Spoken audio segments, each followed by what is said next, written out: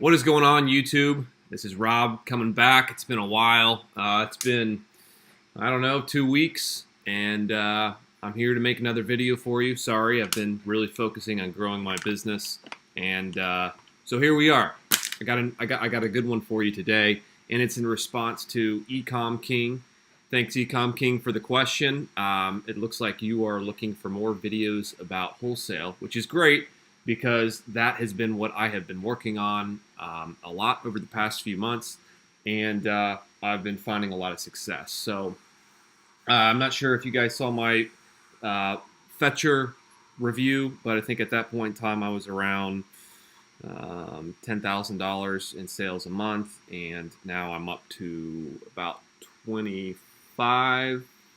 You can see it, which sounds great, but really it's not that hard, and it's not amazing, considering that's about $3,000 of profit a month, which you really can't live on. Okay, so the idea of quitting the full-time job, it's not going to happen until I'm around 10,000 plus, or no, sorry, 100,000 plus a month. Okay, so we're slowly working our way there.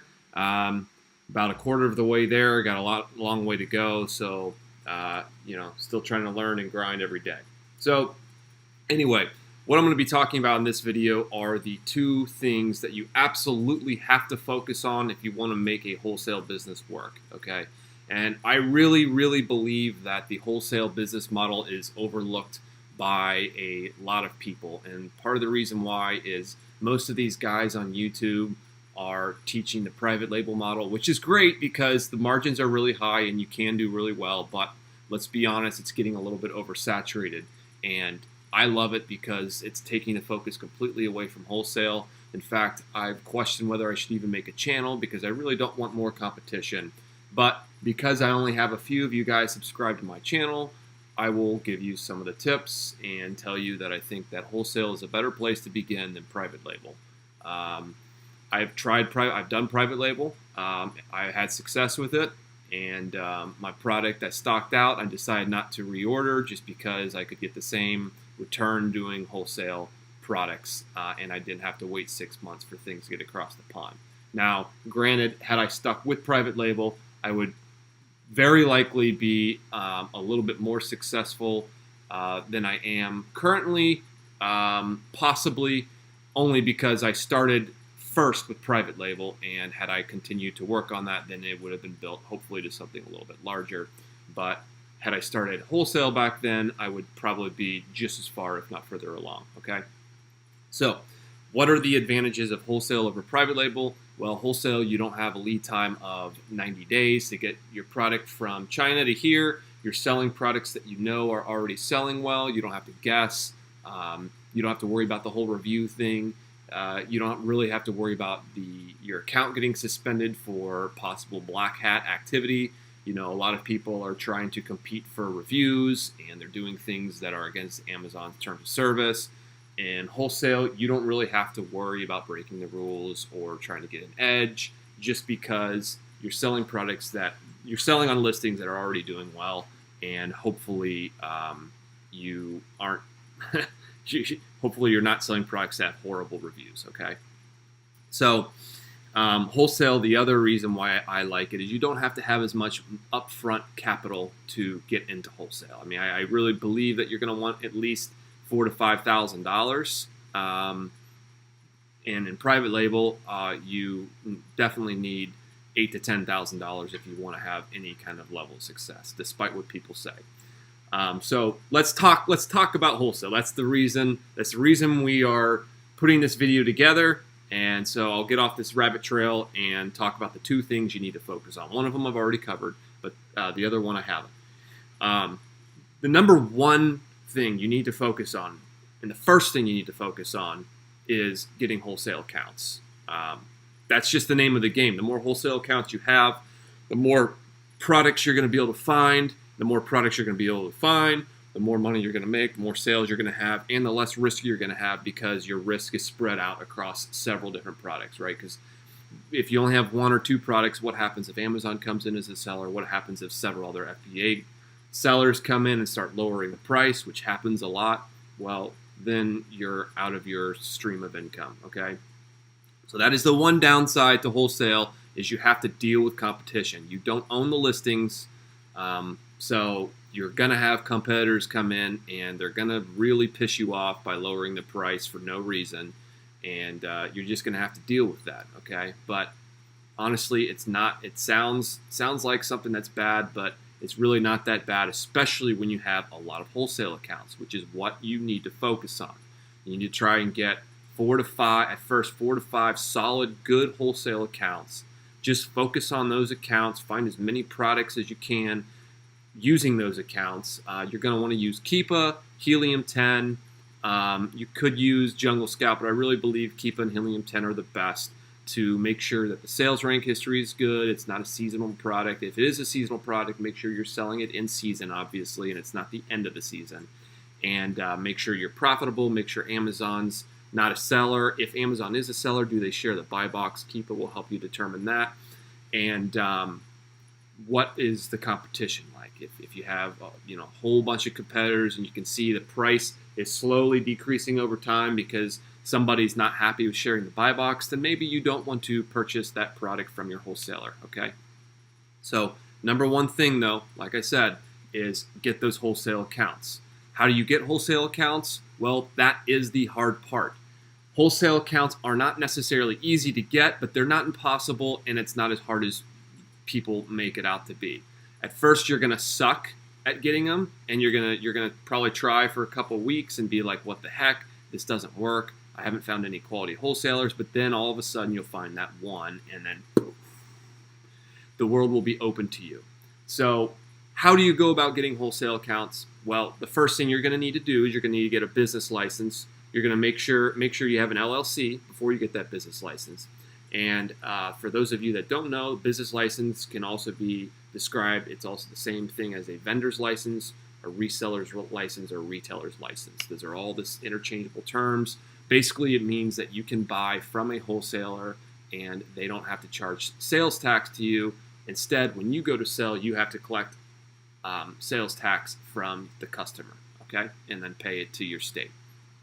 So you got to get those licenses, your business, your reseller's license, and then you need to start finding wholesalers. And that's the hard part, once again. You're not going to be able to find them by doing Google search. If you Google search, Sharpie wholesalers, you're going to find a retailer, most likely, and not a wholesaler, okay? The way that you're going to want to go and find wholesalers is by searching for the brand online. If there's a particular niche you want to get into, maybe it's grocery, maybe it's home and kitchen, maybe it's automotive, maybe it's lawn and garden, who knows, it could be anything, right? You're going to want to find products in those niches. You're going to want to maybe go on to Amazon, find sellers who are selling in those niches, stock their storefront, find products that sell really well, that doesn't have a whole lot of competition, and Google the brand, go to the brand's website, and find their contact information, contact them, ask them for their authorized distributors. Sometimes brand websites have their distributors on there, and then once you get those distributors, start contacting them and tell them, hey, I am a retailer and I'm looking to sell your products. Sometimes you have to be a little bit shady with how you approach them. And I'm not telling you to lie. I'm just telling you sometimes you can't be completely upfront and say, hey, I don't have a retail store. I don't have anything. I'm new and I'm selling on Amazon. If you say it like that, good luck getting wholesale accounts. Instead, you're going to want to say, I'm a retailer from such and such location. That doesn't mean that you are a brick and mortar. It just means that might be where you live, okay? So I'm a retailer from such and such location. I sell in this category. I sell these products. I provide them to my customers. And I'm looking to expand my inventory into these such and such brands. I contacted the brand, and they gave me your information. I'm hoping I can open a wholesale account with you and start selling your products. Here's my reseller's license, and you can give them the number. Please send me an application so that I can apply for this account, okay? Just do that. Do that with as many times a day with as many different brands, as many different wholesalers or distributors as you can possible, and you should be able to land one relatively quickly. Okay. Once you get that, then the floodgates are open. You can start looking for products and you can start making money, which leads me into the next point: is cash flow. I already made a video on cash flow.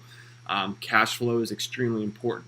You don't want to overinvest into just one or two products. And by overinvest, I mean you don't want to spend money on 2 months, 3 months of inventory when you could buy 10 or 20 different products and have 3 to 4 weeks of inventory, and it turns, you get your cash back, and then you can reinvest. Okay, I think the picture perfect time frame for inventory on hand is about 45 days, because lead time is typically 2 weeks from your wholesaler to Amazon, and once 30 days has passed, you can determine whether you need to reorder those products and keep the gravy train going, right? So manage your cash flow. Once you have proven that certain products work, and you have X amount of wholesalers, and you need more capital because all of your money's now getting reinvested in inventory, you've proven this, I don't think it's a bad idea to consider leveraging yourself. I think a lot of people would disagree with me on that, but I'll be honest, for a living, I am a CPA. I work in finance, done my whole life, and I believe I know more about the matter of cash flow than a lot of people do. Now, the catch is you have to make sure it's proven, okay, that you're making 9, 10, 12, 15% return a month, right? And the only reason I'm very cautious about it, I'm not going to advise anybody to do that because I don't know how smart you are and how good you are at calculating your actual return. But if you are confident that your actual return is 10 to 15% a month, then I would consider leveraging yourself so that you can expand and grow quicker. Okay, because otherwise, if you don't do that, then you're just going to be going slowly because this cash flow thing, you're going to have to wait. If you see an opportunity, you might not be able to jump on it. If you have the money, you can, but if you don't, you're just going to have to wait till you get your cash back. So consider doing that if you want to grow this business fast. So yeah, those are the two things: wholesale accounts, cash flow, and you're off to the races. And you should be able to build this business pretty fast.